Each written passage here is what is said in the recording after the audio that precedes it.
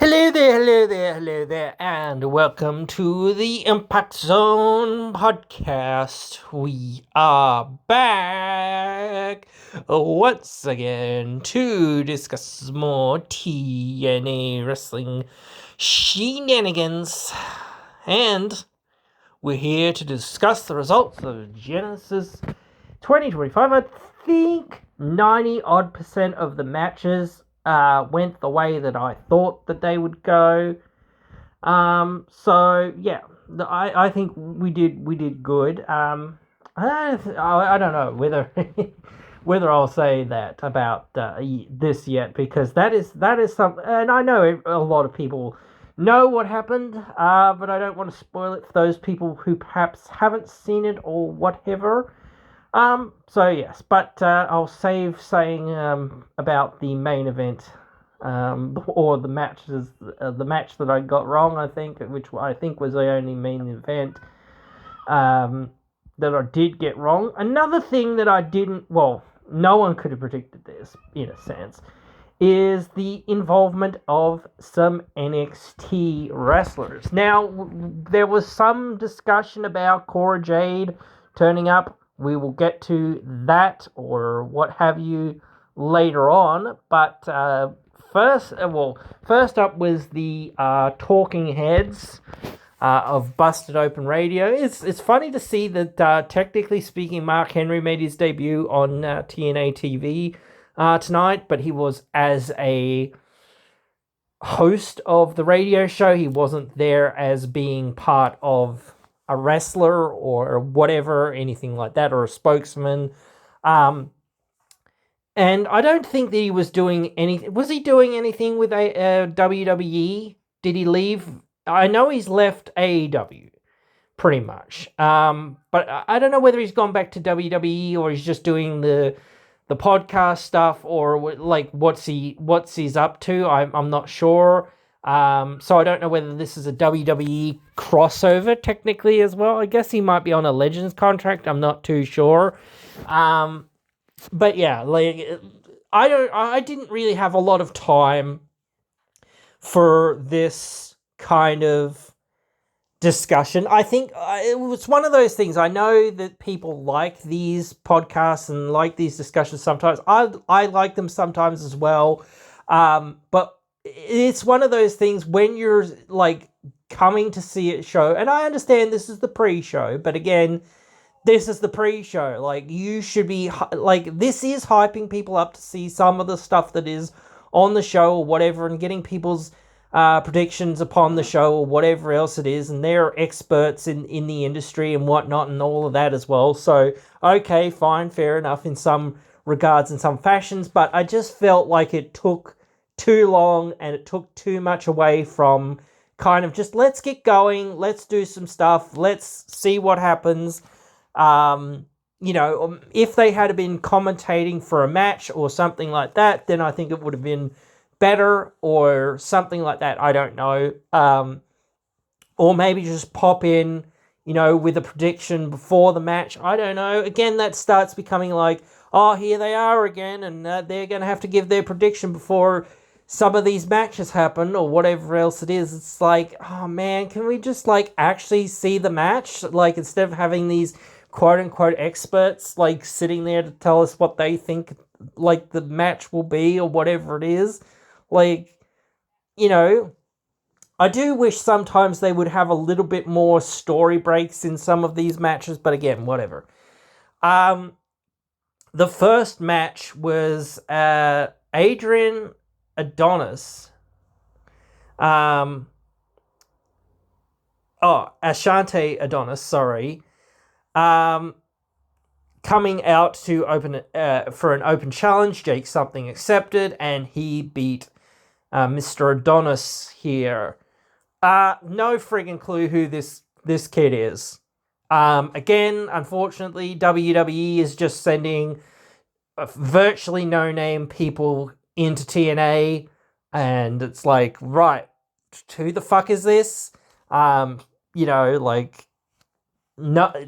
haven't won a title, they haven't done anything of any significance, they haven't made any noise, they're just a very young rookie, and it's nice to see these young rookies or whatever. But when you're bringing somebody in, you actually have to have like.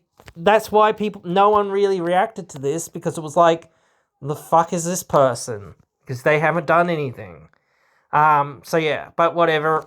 Jake wins. It's funny to see this in some ways because, like, Adonis was acting the heel role, but Jake is still technically sort of a heel, but he was sort of taking the babyface role in this. But whatever, I guess that's the role that he had to take in this moment or whatever. Like, Adonis got a little bit of heat before the match and whatnot, which did help out in some forms, in some fashions, to help get him over, help, make him sort of stand out, I guess. But again, this is sort of like, it's a bad look for him, I guess, in some ways. But whatever. It's like, doesn't matter yet, I guess, because again, it's like, it is hard to get that ball rolling. And I guess, like, I don't think he's going back to WWE to do anything of any significance. So, why not? Kazarian versus Leon. Yeah, I predicted this one pretty well. I didn't think that what happened in this one would exactly happen. But, yeah, got this one, like, pretty on the head. I thought Kaz was going to win, and he did win. With the help of JDC on the outside, distracting Leon just that little bit, so that, Kaz could get the knees up before Leon hit him with the 450 senton.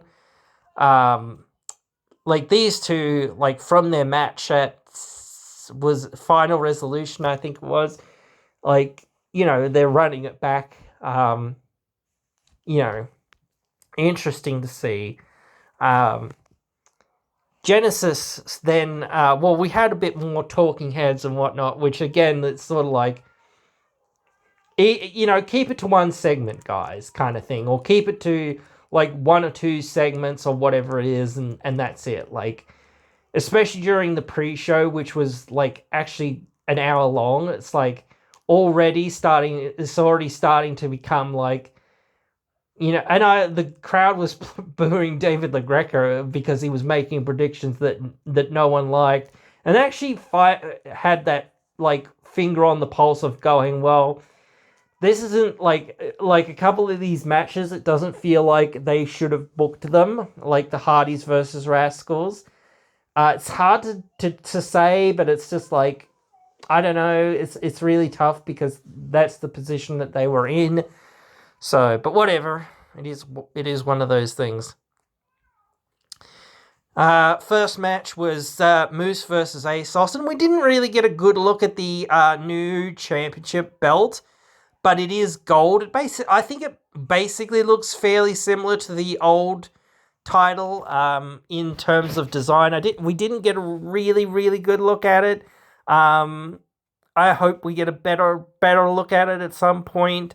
But yeah, this is just almost the same thing. I think there might be one or two little differences to the title in terms of design or placement of things or whatever else, but it's just like almost the same thing as it was, but gold.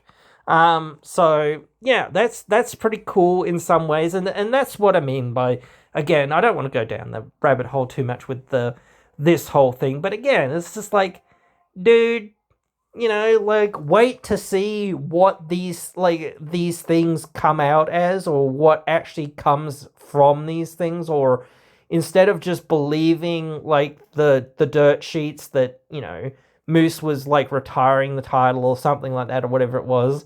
Like, yeah, no, just like see where these things are going. Like, that's why you've got to kind of watch at least clips or whatever else it is of these things, so you actually are informed. And again, that's another problem with having the spoilers, which they won't have to deal with next week, but we'll have to see. Certainly, again, another great match here. But yeah, this one went the way I went. And thing is about like Moose winning this one, I feel like it does start to try to elevate Ace Austin. Because again, you've got him out there and in there with the guy who was just world champ like 6 months ago, or whatever it was. Top of the business, top of the business, but top of the company. Still sort of considered in that like level. And again, like they're getting or got a good spot here tonight. The opening match of the show, absolute banger here tonight. Like crazy stuff. All very athletic match. And I think Ace did come out looking really good in many ways, even in defeat. It would have been you could have done a little bit more, but I don't know. It's always like, should you or shouldn't you? Like, there's always that problem of saying, well, what's better left to, till later or whatever else it is. It was mainly due to the involvement of the system after the match that the next match got started a little bit earlier. Eric Young and Steve Macklin came out to fight off Myers and Edwards, and they started their match. And this one also went the way that I kind of felt like it would go. I also just like suddenly had the perspective of feeling like there was so many tag team matches on this show, or like a lot of tag team matches on this show. Interesting to say the least that they had that, and that this was like, I mean, like, again, it's like, well, there's a lot of singles matches, but still, it's like, there was quite a lot of tag matches. But again, like, when you have, like these tag matches broken up between, the singles matches, it sort of doesn't feel as bad, because it's like, you have some sort of variety. But then they sort of just had another tag match after this, but we'll get to that in just a sec. Macklin and Young won this one. And it's interesting in my perspective to start thinking like what they're going to do with these guys. Because like they could be contenders to the titles, or the tag titles specifically, I guess. But yeah, I don't see it per se. Maybe, I don't know. Like, I guess just because maybe there's not that many other people in the division right now. I don't know. Maybe they'll actually have the another team coming in. So we're already thinking about that a little bit. We have to talk about another team that's kind of technically broken up, but whatever. Talk about that in a bit. The next match was the Knockouts Tag Team match, which did suffer, I think, a little bit from not having the spacing of having another match in between these matches. So, like, when you have tag matches, a lot of the psychology is the same. The hot tag, the stalling to the hot tag, etc., all of that sort of stuff. So these girls, they had to go out there and try to follow these guys, which I don't think is like a good idea. Like, it's tough to push them further up the card, because again, or maybe they should have been lower on the card, I don't know, especially considering the result. Actually, this is another one that I got wrong. I thought the Elegance duo were going to win this, but they didn't. Really shakes up like the tag team division. Well, not shakes it up, but basically means the tag team division isn't going anywhere soon. Unless they're bringing in some NXT people for Luna and Threat to fight, or unless they're actually bringing in a whole bunch of, female tag teams for them to fight. Like, I remember when we were talking about them, like, a few months ago, and Wendy Chu and Rosemary were coming to fight them, and it had been months since they'd been on TV and done anything. It was like, dude, they basically just forgot that this division even exists, let alone the other division that they basically forgot exists, but still, whatever. I continue to feel bad for this. And that's where I want to kind of put my preference or statement, because again, like, I don't want to continue to fight off these accusations or whatever else that people say. Oh, you're anti this or you're anti that. No, I'm just anti them, like, not having something for these girls to do. Like, put them in the singles division, because the singles division needs more wrestlers anyway. So, like, just give up on these titles, because they're not doing anything with these titles, or not doing enough for these titles, or not doing it on a consistent enough basis, and there's not enough other people for them to fight to do that. So again, either find time for them as a tag team and find time for a whole bunch of other tag teams, or move them on to being singles stars and move everyone else into being single stars. So that's my perspective. But yes, I really don't know what they're going to do with Threat and Luna right now, because again, it's like they've got no one to fight and they've got nothing to do and no stories to kind of get into. So yeah, it's just, yeah, whatever. Frankie Kazarian had a promo backstage about potentially casting in. We'll talk more about that later. Blanchard versus Grace. Oh my god. Now, these girls, they did a lot of good stuff here without, like, not breaking the rules, but they did a lot of stuff. They did a lot of brawling and a lot of fighting. This was very personal. We know this was very personal and whatnot. This was a personal match. But yeah, like, this was fought like that. This was a war without being, having, like, a lot of weapons. They had to use a lot more of the ringside area. I think Moose also used a lot more of the ringside area and whatnot. But yes, still, I feel like they used it much more to their sort of advantage and to their angle than what had been done. And certainly within the confines of still being, having disqualifications and having countouts, they did a really good match here, of that was violent and personal and whatever. And this one went the way that I thought it would go to, which it's a bit of a shame in some ways, because, like, again, you never want to see these people like Jordan go or whatever. But it is what it is. If they're going to go, they're going to go. You're not going to sit there and go, oh, well, stay. A lot of people have done this. Me, Yam, Chelsea Green, Gianna Prazo, a lot of them.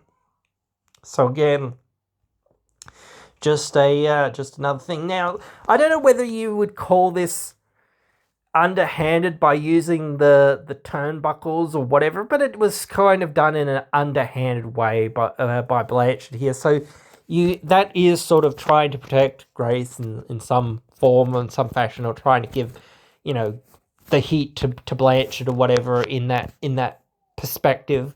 So yeah, that was kind of the determining factor there in this match. It's tough again, because this match, I do feel like it could have been later on in the card as well, because of just the built up nature of it. But it's like there wasn't anything else on this card that it could have gone ahead of in a lot of senses either. So because everything else was just as strong.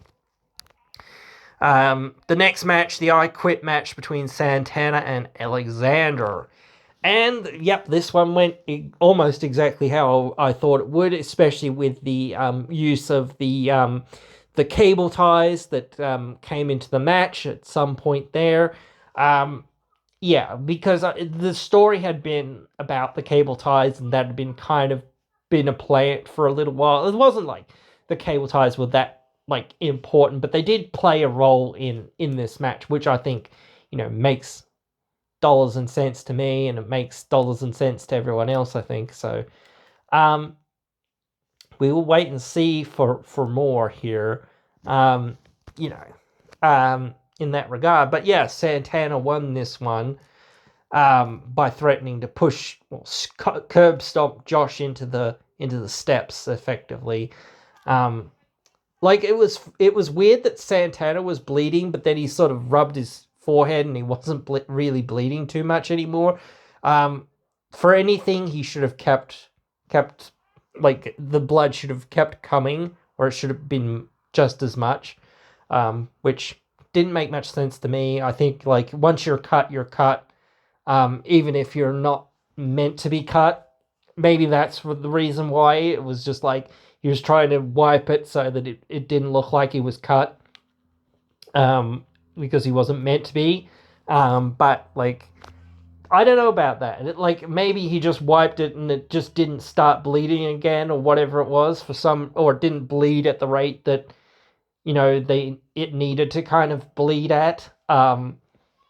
For it to continue to look good, which that happens. So what can you do?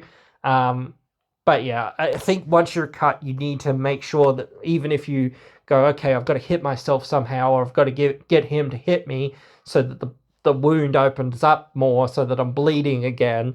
That's one of those things that you've got to really like focus on once it sort of happens. Everyone can see it, so it's like, well, you got to kind of go with it now. And it's again tough for anything to follow this but again they did, but yeah, this like taking the tone down certainly helps that as well. I guess the Hardys versus the Rascals, this is a match that could have been on a bit earlier, but again, it's like changing the tone of the show to being like intensity, intensity, intensity. Let's do something else. Let's have a nice little match, another tag match here. And this one actually did feel a lot different because it was much more about sort of big moves, big moments, big spots, not just people trying to get a hot tag or whatever else. It was much more about like pacing and momentum and that sort of thing, which I kind of liked. I think that worked well for these teams. Again, like the Rascals kind of got a negative reaction here, but that's more because they were just facing the Hardys. The Hardys are super popular, and it's just really hard to go up against them if you're baby faces.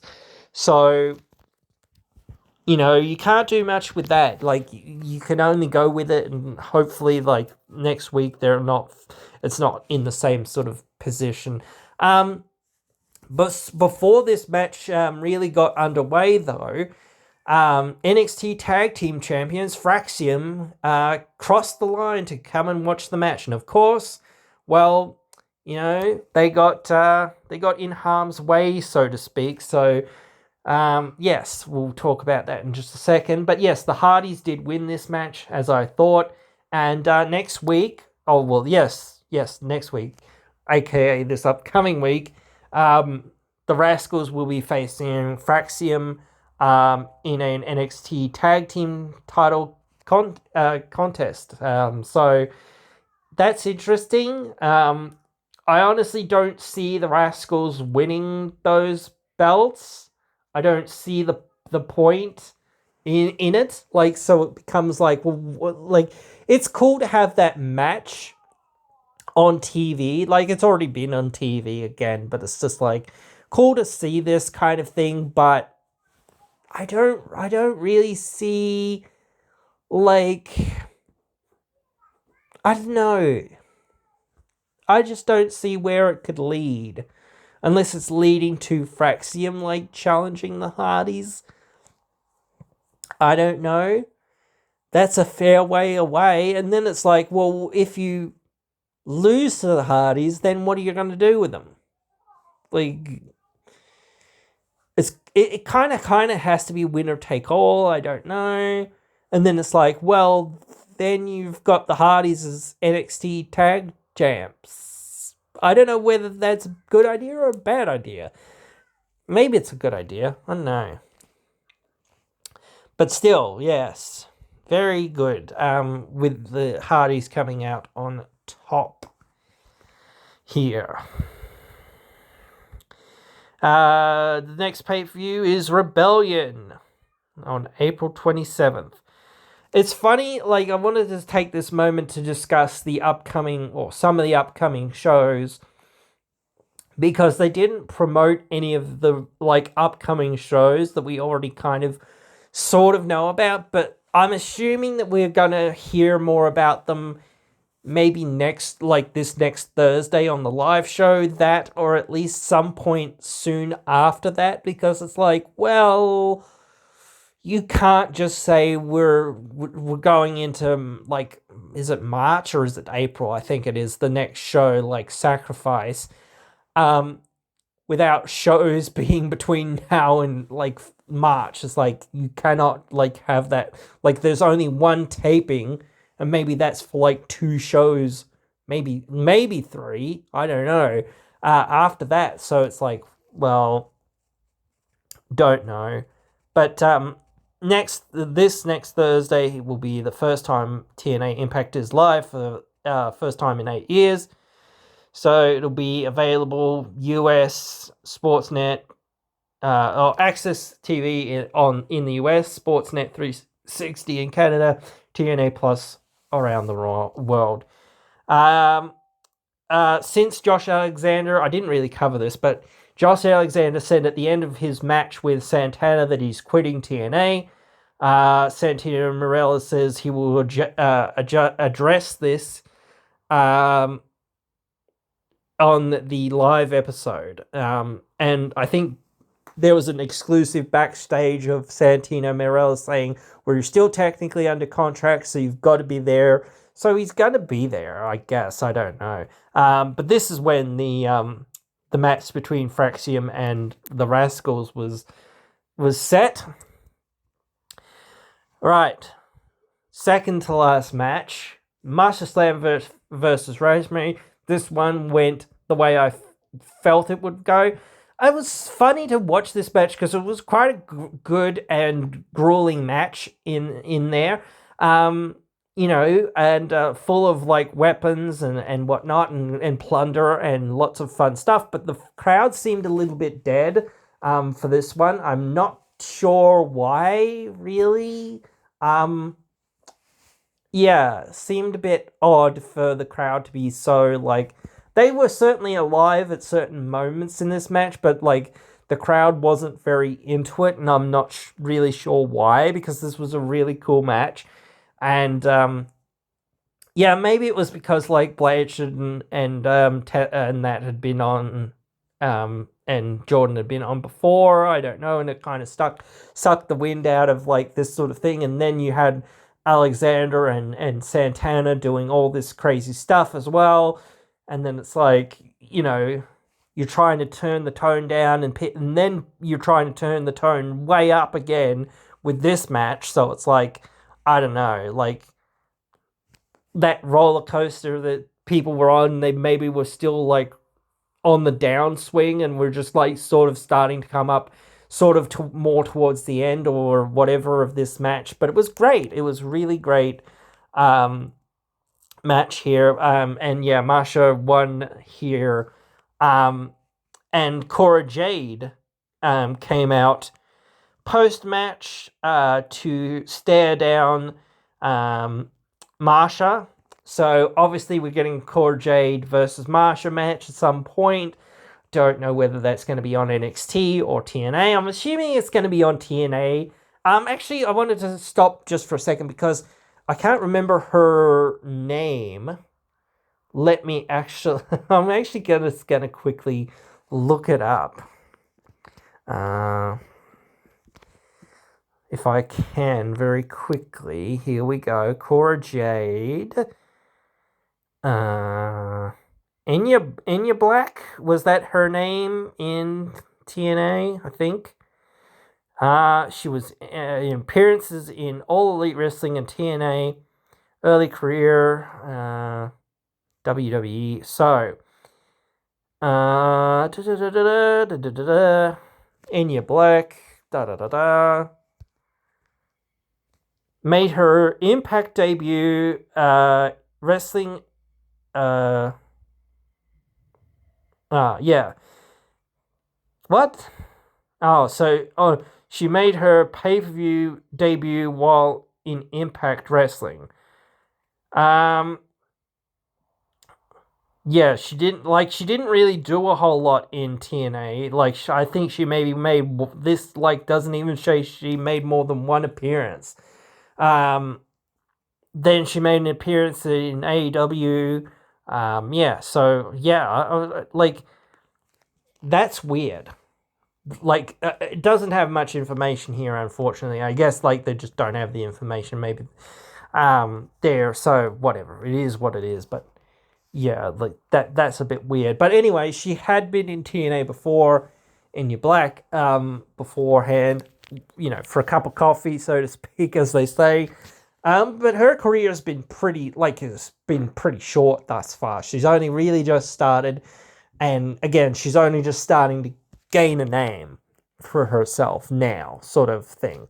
So again, like, I don't want to disparage everything like we're getting from WWE, but again, come on, WWE. And this is the problem with, like, putting TNA on the same level as your third brand. Your third brand doesn't have a whole lot of people in it that, you can actually market really well to be appearing. It's like, who's this person from NXT that basically no one's ever heard of? Oh, okay, well, we're definitely not tuning in to see them wrestle a person that's in TNA that's, like, basically at the top of the division, because, come on, they're not going to lose against some basically nobody from NXT. Like, come on. Like, I don't know.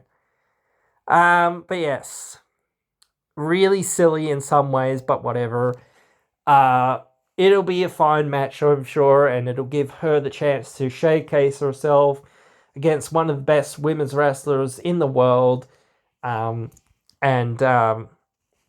I'm not too sure. It might be happening at the next special pay-per-view or whatever you want to call them. But whatever, we'll wait and see. So the talking heads came back out from Busted Open Radio to predict the main event. When Ryan Nemeth came out and interrupted them, and then, well, since he interrupted them and was so rude, Santino Marella said, "Hey, you're banned from ringside." And, he came back later on with a ticket, as the main event was starting up. Main event time. Or actually, while it was in progress, actually. The crowd was actually really hot for this one, but I guess that's more because they're hot for Joe Hendry. But whatever. It is what it is. Like, who's hot and who's hot is who's hot and who's hot. It's funny that Nemeth really worked much more of a heel style to his match in this one. In comparison to the last match that they had, he was much more arrogant in this match. And this one didn't go the way that I thought it would go. I was thinking that Kaz was going to, like, really cash in, and it looked like he was going to cash in at one moment during this match. But yeah, John Bradshaw Layfield came out of the crowd and stopped him just before he was going to, decked him and Ryan Nemeth on the way out. Didn't deck Hendry this time, which, led Hendry to be able to, stack Nick Nemeth up a couple of times and finally get the big win and win the title. It's amazing to see that, like, and we talked about this, like, pulling the trigger. And, we've been it's been, like, debated and whatnot, if they should have pulled the trigger here, if they should have pulled the trigger there, blah, blah, blah, blah, blah, blah, blah, blah. Like, again, like, I think it's, like, again, it's really tough because, again, like, wrestling fans are always going to want what they want when they want it, which is always now, like, so. But again, like, it's crazy because wrestling fans always say, "Oh, why don't they take their time with these stories or whatever else as well?" Like, like, yeah, we can never be pleased, can we? But yeah, no. I think that they did the right thing. I think that they showcased what they were actually going to do or their intentions by their actions, which, if you were paying any kind of attention, uh, even just to the spoilers or just to like little things like saying, what was the main event, what happened in the main event, etc., etc., you would have consistently seen Joe Hendry is involved in some form, in some fashion, in most of those main events, or at least semi-main events, in some form or fashion at most of those times. But man, he did it. People believe, and he's now the TNA World Champion, which is like, it's crazy. I continue to think about this idea that he's going to potentially be in the Royal Rumble. Yeah, that's crazy. Like, to me, again, I start thinking like, well, you know, what is, or when it, where is the point at which you say, you know, why is he going in there as the TNA champion? You know, unless it's for a one-on-one match with somebody, why would he be in the Rumble? You know. So, just from that perspective, I feel like you should kind of not put him in there as the champion. I don't think putting several of the other TNA champions in the Rumble was a good idea. It was a good surprise, whatever, but it actually does demean the title. It's not whether you win or whether you lose so much. Like in a sense, yes, it does. But again, like once you're starting to say, well, they're here to challenge for a real title, effectively, not the title that they have. You know, that's the perspective, or that's the idea. They're now, like sort of disowning the title that they have. That, or you're trying to say, well, they're greedy. You know, they want to be champ. You know, like, thanks, Diana. But yeah, like they want to be double champ. You know, they're greedy. That, or they don't respect or value the title that they have. So again, you know, I don't think either is good unless you've got a really good heel who is, like Diana, who's there, who's like, I'm gonna win all the championships. I am gonna be the belt collector, blah blah blah, or whatever. Like that sort of thing, so that you have that in your mind already, and everyone kind of knows that that's the goal, and then they come out, trying to be greedy and trying to win the Royal Rumble and blah blah blah. But whatever. Yeah. I did expect something at the end, kind of, as far as like, somebody debuting or somebody coming in or something else, but like, or at least staring Joe down or whatever it was. I don't know. It just didn't feel like quite, because it's like again, it starts to feel like, well, it's almost like, yeah, we know where Joe's kind of going now in terms of story. It's going to be Kazarian probably after he, wraps up with Nemeth. But I want to say as well, like Nemeth, I don't know if he's sticking around or how long he's sticking around. I think that they just announced that he had signed it, like another extension of a contract there. But if he's staying, he's staying. If he's not, he's not. Like, at a certain point. I think that is 100% fine with me, because I think, like to an extent, they could use him 100%. I get that. And I do feel like they could do some good things with him. But I think he's like, so far, he's really kind of served his purpose. Like, not that you can't do anything with him, but like what you would be doing with him. Like, again, I kind of feel like maybe there's something there with Ryan Nemeth. I think there could still be something there. I kind of felt like he would betray Nick Nemeth, but now I kind of feel like it's obvious that that's kind of maybe what's going to happen next. But I'm not 100%. But maybe we'll have to wait and see. But again, yeah, I think that he's done his job. I think that he's like, same with what he did in AAA, in New Japan, and a bunch of other places that he went after his, WWE run. He's effectively come in, won a title, had a bit of a run with the title, and then put somebody over, and then he's basically left. I don't know if he's actually doing anything in New Japan, AAA, or whatever now, but like, we knew that he was doing stuff in those places just by happenstance or whatever. Anyway, but it's like, it's very clear, like, that was his job, that was his role, to come in, be a major star, bring in some eyeballs. It didn't really work for anyone but TNA, but that's mainly because, like, TNA is in the right position to actually do this sort of stuff.